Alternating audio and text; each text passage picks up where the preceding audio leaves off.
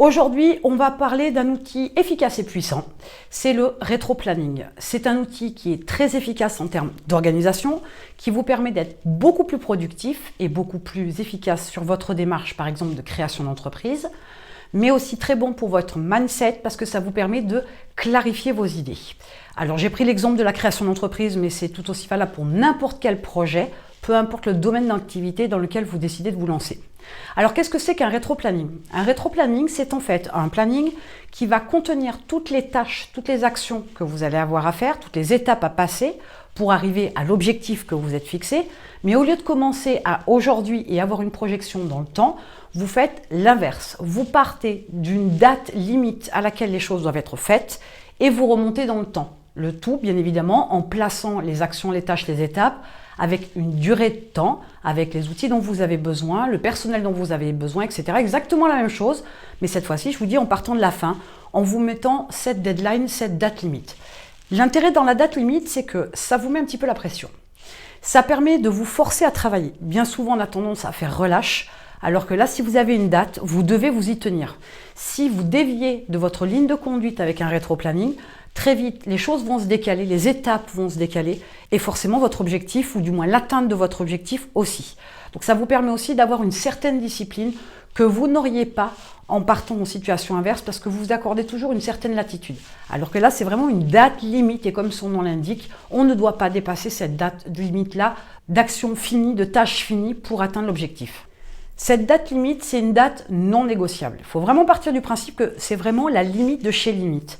Ça veut dire aussi que quand vous allez organiser vos tâches, vos actions et définir donc des durées, vous allez être obligé de faire se chevaucher les choses. Alors peut-être que vous aurez l'opportunité, ou du moins si vous le souhaitez, vous pouvez vous appuyer sur un diagramme de Gantt.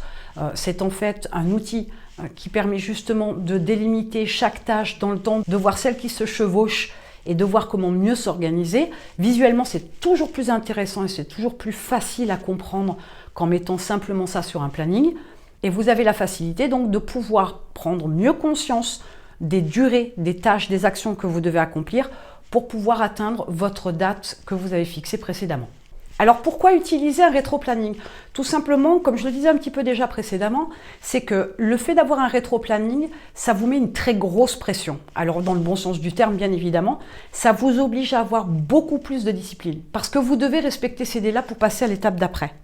Là où quand on commence en sens inverse, où on démarre aujourd'hui et on ajoute les choses au fur et à mesure, on peut se laisser prendre par certaines excuses qui sont la fatigue, un souci avec un proche, etc. Et on décide alors de décaler certaines dates, de décaler certaines tâches. Là, vous n'en avez pas l'opportunité. Donc, si vous avez tendance à être plutôt du genre procrastinateur professionnel, ça peut être un très bon outil pour vous permettre de mettre la pression et de ne pas justement vous laisser prendre par cette procrastination pour décaler les choses au lendemain ou à la semaine prochaine, voire plus, si vous êtes exceptionnel en matière de procrastination. Donc faites attention à cette démarche-là d'aller d'aujourd'hui à plus tard. Si vous avez tendance à remettre les choses, à être du genre un petit peu feignant, c'est les choses qui arrivent et ça se travaille, eh bien faites l'utilisation en mode inverse avec un rétro-planning pour pouvoir vous mettre ces fameuses barrières qui vous éviteront de partir dans n'importe quoi, mais qui vous permettront d'arriver à chaque étape avec toutes les actions, les tâches, etc. pour être sûr, lorsque vous atteindrez votre objectif, d'être dans les dates et de pouvoir vous lancer quand vous avez décidé au préalable dans le montage de votre rétro-planning. Alors bien évidemment, si le rétro-planning vous met la pression, c'est aussi la possibilité de raccourcir les tâches et les actions. Il se pourrait que votre estimation, et parce que le cerveau n'est pas vraiment taillé pour ça, vos estimations seront peut-être fausses en termes de temps pour effectuer des tâches et des actions. Vous pourriez raccourcir les tâches et les actions, vous pourriez raccourcir les étapes et potentiellement être prêt avant la date, ce qui est plutôt une bonne chose. Là, dans ce sens-là, vous avez la possibilité de le faire sans problème. Par contre, dans l'autre sens, non, bien évidemment. Si ça vous prend plus de temps que prévu, soit vous avez fait du décalage, soit vous avez travaillé avec lenteur, soit vous n'avez pas fait le travail. Il n'y a pas 36 solutions non plus. Mais la souplesse ne peut se faire que dans un sens si vous voulez vraiment respecter votre date limite de lancement, de création, de production, de mise en vente, peu importe le pourquoi vous utilisez un rétro-planning. Alors, les différents avantages avec le rétro-planning sont une meilleure organisation, un meilleur respect des dates de lancement prévues, être plus raisonnable dans les délais, une meilleure vision des différentes étapes à passer pour arriver jusqu'à votre objectif, Une définition plus claire des ressources, parce que vous avez mis ça en place, mais vous avez aussi l'obligation de penser aux ressources dont vous avez besoin. Donc ça vous permet d'avoir une étendue des ressources, de leur utilisation, et éventuellement si c'est des prestataires, d'évaluer leur temps de travail pour avoir un coût d'investissement dans l'exécution des tâches et des actions pour pouvoir atteindre les étapes et votre objectif final. Et enfin, ça vous permet immédiatement de pouvoir déterminer la bonne date. Peut-être que vous avez décidé de mettre une date dans 6 mois.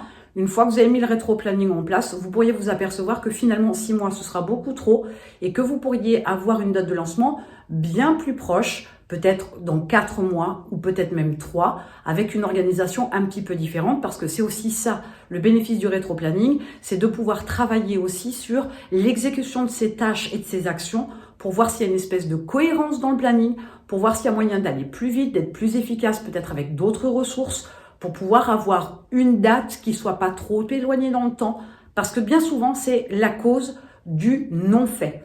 Plus la date de lancement, plus la date finale est loin, est éloignée, plus on a tendance à s'épuiser, à mettre toute son énergie à ce moment-là, sauf qu'en fait, ce n'est que le début, ce n'est que la première étape. Le vrai travail commence une fois qu'on a lancé le produit, une fois qu'on a lancé son entreprise. Donc n'oubliez pas de ne pas non plus aller trop loin dans le temps. Vaut mieux prévoir une date plus courte et vous mettre la pression plutôt qu'une date trop éloignée et au final ne rien faire.